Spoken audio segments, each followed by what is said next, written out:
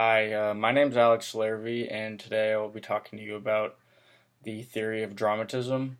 The main points I will be focusing on today are the different assumptions that have to do with the theory of dramatism, the key concepts from the chapter that I found having to do with dramatism, and different real life examples that I connected with the theory itself and different situations. So basically, the theory of dramatism talks about seeking to understand the actions of human life as a drama, which this thought was originated by Kenneth Burke, who didn't actually come up with the theory itself, but came up with the first understanding of dramatism with human life. So basically, he talks about how it focuses on life in drama and different human motives behind drama and the symbols that they use in different real life situations. So, first off, with the assumptions of dramatism, uh, humans are animals who use symbols. This mainly has to do with most things that we do as human beings in different situations are motivated by our animal nature, which, for example, how people get very aggravated or sad in a different situation.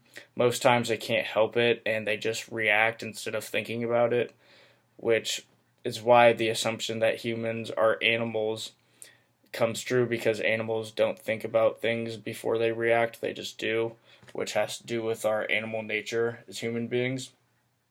Um, the second assumption that I found has to do with the language and symbols from a critically important system for humans.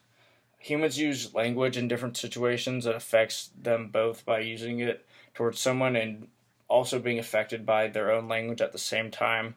For example, some cultures lack symbols for different given motives, which often brings confusion into the situation when there is a lack of symbols from language given from one person to another. So that is the second assumption of dramatism. And the third assumption of dramatism, which is one of the most important, I think, is that human are choice makers, which this is a very broad assumption, but it's very true to a point. A quote from Conrad and Malcolm that I found in the book: "The essence of agency is choice," which basically has to do with humans tend to act and react out of their own choice. So humans, I mean, in a given situation like their animal nature that I talked about for the first assumption, humans choose to act how they want.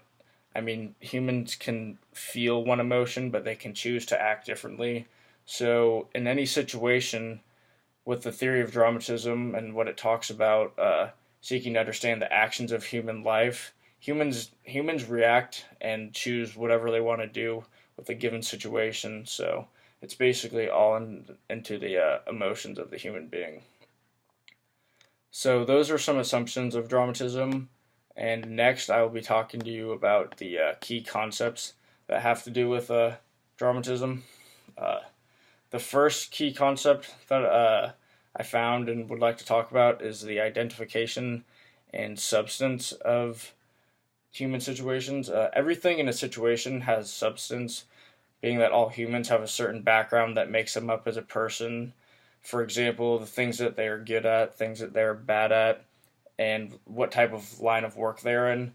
So that the identification of themselves has to do with those certain things. Like, for example, somebody could be good at writing and bad at speaking, so that would put them in the line of work of journalism or something like that, which gives them their strong suit and their bad suit, which gives them their own identification of who they are as a human being.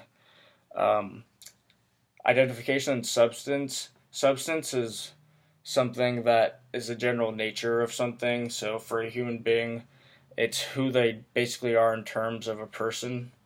So that's how identification and substance work with each other, because the identification of oneself and their certain background has to do with who they are as a person. So the substance of them as a person overlaps the substance in that given situation.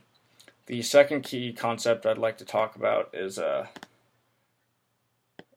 the process of guilt and redemption. So basically, there's a full circle of different emotions that humans all feel in different given situations. So it all starts with guilt, and guilt is an emotion that all people have and show frequently through different symbolic actions. For example, the feeling of shame or embarrassment of any situation. Like, for example, a child in elementary school can pee their pants and they will show signs or symbols of being shameful or embarrassed about the situation by the way that the other humans are reacting towards what they did. So guilt and redemption have to do with each other through a full circle, because after guilt, the human does not fully get over it, and for the first place they get back to the redemption phase, which is to cover up the initial feeling of the guilt. So during the redemption phase, the human does a couple of different things.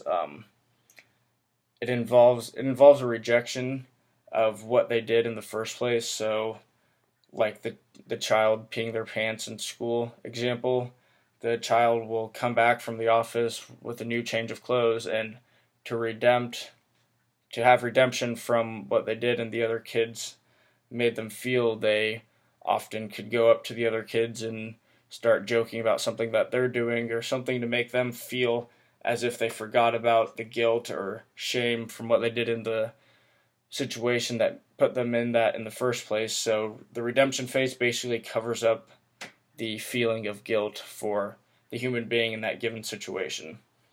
And the last key concept I would like to talk about today is the attitude of humans in situations. The attitudes of humans vary depending on the person and the situation. Humans have very different attitudes in different situations, and it all depends on the human comparing himself to others or another human being in the situation. For example, a human being of high stature or in high class, like a CEO of a company, will act differently towards people. Other CEOs of different companies, they will act differently towards people who work for them in their own company. Attitude all has to do with how humans feel emotionally, depending on whether they feel that they are above or below another human being. So basically, that those three concepts were the most important concepts that I found throughout the chapter. And basically, the theory of dramatism all has to do with how humans interact with each other and the emotions that come with the symbols, and how other humans find the symbols and motives to interact with each other and make it so they're able to get along. So today I basically talked to you about how humans do use different symbols, and language and symbols are very critical with human interaction. Symbols are one of the biggest things that humans show and other humans often find through interaction between one another. And the biggest thing that I think I found was that humans make choices off of feeling and emotion, which I see myself make in everyday life. If I'm feeling a certain emotion, I often find myself after I've reacted and understand why I reacted in that way. So, and it was my choice to interact in that way, so I often know that humans make choices off of their own.